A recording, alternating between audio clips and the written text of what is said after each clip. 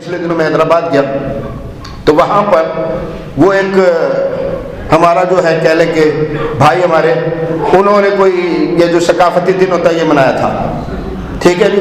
اچھا، جب اس طرح کی چیزیں ہو نا تو غلطیاں بھی ہو ہی جاتی ہیں، ہر قوم کی اپنی ثقافت ہے، اس کا کبھی بھی انکار نہیں کیا جا سکتا، لیکن یاد رکھ لیجئے کہ اس کو آپ نے حدود میں رکھنا ہے، ہر صورت میں آپ نے حدود میں رکھنا ہے۔ اسلام کا کوئی لباس نہیں ہے، یاد رکھیں، اسلام کا کوئی لباس نہیں ہے کہ ہم کہیں گے شلوار قمیض مسلمانوں کا لباس ہے اور دوسرا نہیں ہے۔ ایسی بات نہیں ہے کہ جس علاقے میں بندہ رہتا ہے، جس جگہ پر بندہ رہتا ہے، اس کے حساب سے لباس پہن رہا ہوتا ہے۔ اب یورپ کے مسلمان جو بڑی تعداد میں وہاں پر موجود ہیں، امریکن مسلمان جو بڑی تعداد میں موجود ہیں، بعض یورپین جو ہے آپ کہہ لیں ممالک سارے کے سارے مسلمان ہیں۔ مثال کے طور پر بوسنیا کی بات کیجئے تو وہاں پر سارے مسلمان رہتے ہیں۔ اسی طریقے سے اگر آپ ترکی دیکھیں گے تو ترکی میں سارے مسلمان رہتے ہیں، میرا خیال ہے 95% سے زیادہ وہاں پر مسلمان موجود ہیں، لیکن وہاں پر آپ کو ہمارے والا لباس نہیں دکھائی دے گا، ٹھیک ہے جی۔ یہ ہمارا شلوار قمیض، یہ ہمارا شلوار کرتا، یہ ہمارے دیگر جو بھی چیزیں وہاں پر دکھائی نہیں دے گی۔ یاد رکھ لیجئے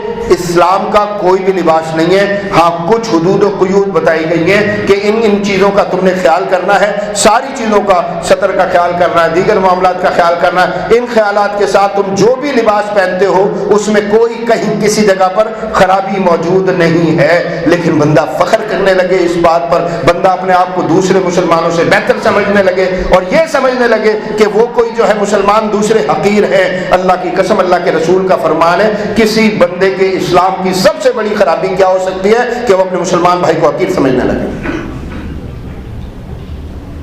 وہ اپنے مسلمان بھائی کو حقیر سمجھنے لگے۔ تو میں گیا تو وہاں پر کچھ واقعات اسی طرح سے ہو گئے ہوں گے۔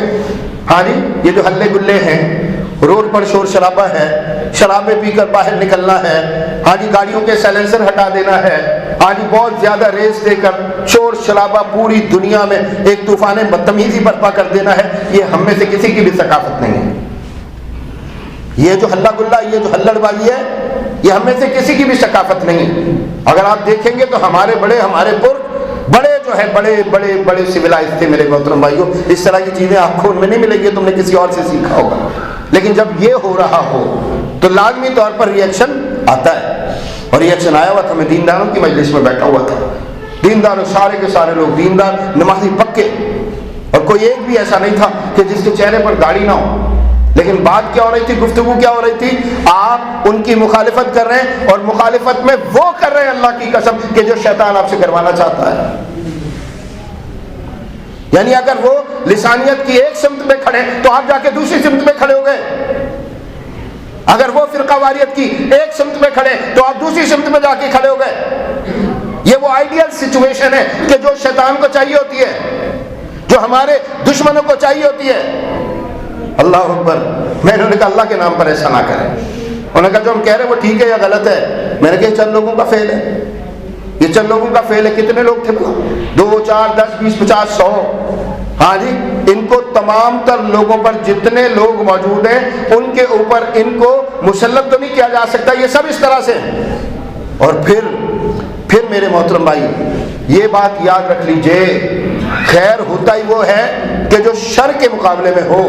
ہم کہہ رہے ہوتے ہیں، آپ سنتے، بڑی بات ہوتی ہے ہمارے پاس، اور وہ کیا ہوتی ہے بھلا؟ کہ میں کسی کی غلط بات برداشت نہیں کرتا، میں بہت بہادر ہوں۔ اور بھائی بات تو برداشت ہی غلط کی جاتی ہے، غلط بات کو ہی تو برداشت کیا جاتا ہے، صحیح بات کو برداشت کرنے کی ضرورت کیوں ہوتی ہے؟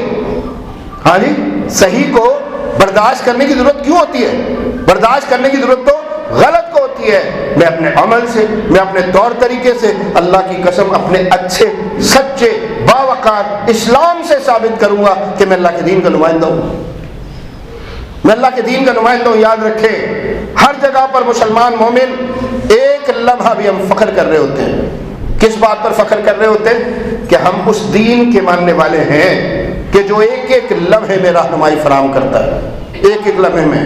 بتائیے معذرت کے ساتھ یہ میرا آپ کا رویہ ہے یا نہیں؟ ہم مسجد میں آتے ہیں تو دین ساتھ لے کر آتے ہیں، اور جب مسجد میں جاتے ہیں تو چھوڑ کر چلے جاتے ہیں۔ ہاں جی، مسجد سے جاتے ہیں تو اپنا دین چھوڑ کر جاتے ہیں، گلی محلے میں، کوچے بازار میں، برادری میں، لوگوں کے بیچ، دوست احباب میں، اور جگہ پر میرا دین میرے ساتھ ہوتا ہے؟ نہیں ہوتا، نہیں ہوتا۔ یہ المیہ ہے، نہیں ہوتا، یہ المیہ ہے۔ اور بھائیو جب ایسے رویے ان کا اظہار کیا جا رہا، بھائی ہمارے وہ سارے کے سارے بھی ہمارے بھائی ہیں. اگر بھولے بھٹکے ہیں, کسی غلطی کا شکار ہے, تو خیر کے ساتھ ان کی اصلاح کی جا سکتی ہے. یہ جتنا کچھ بھی آپ دیکھ لیں کہ پچھلے 3-4 دنوں میں کراچی میں ہو رہا ہے, ہم تو اس کو حل نہیں سمجھتے.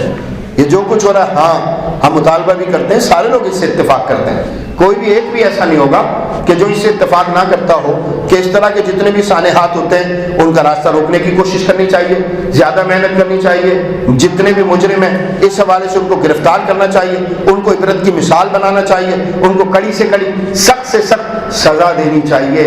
لیکن یاد رکھیں یہ سزا انہی کو ملنی چاہیے. اپنے جیسے دوسروں کو سزا دینا شروع کر دی جائے تو معاشروں میں انتشار پیدا ہوتا ہے. یہ جو سڑکیں بند ہوتی ہیں, گلیاں بند ہوتے ہیں, محلے بند ہوتے ہیں, کیا خیال ہے ابھی چلتے پھرتے لوگوں کو گالیاں دیتے آپ نے نہیں دیکھا؟ یہی تو مقصود ہے ان کا کہ ایک طرف سے یہ مسئلہ ہو رہا ہے, دوسری طرف سے ری ایکشن آنا چاہیے. یہی تو وہ ہمارے بیچ چاہتے. کس کا کام کر رہے ہیں ہم؟ ہاں جی, کس کا کام کر رہے ہیں ہم؟ کس کے مقاصد کو پورا کر رہے ہیں؟ اور پھر ایک اور بات جو میں عرض کرنا چاہتا ہوں, آج دوسری طرف سے ہو رہا ہے تو ہمیں برا لگ رہا ہے, آج دوسری طرف سے ہو رہا ہے تو ہمیں برا لگ رہا ہے, لیکن کل جب میری طرف سے ہوگا تو مجھے ٹھیک لگے گا. یہ بہت غلط رویہ ہے, غلط ہے. یاد رکھ لیجئے, غلط ہے اور صحیح ہے.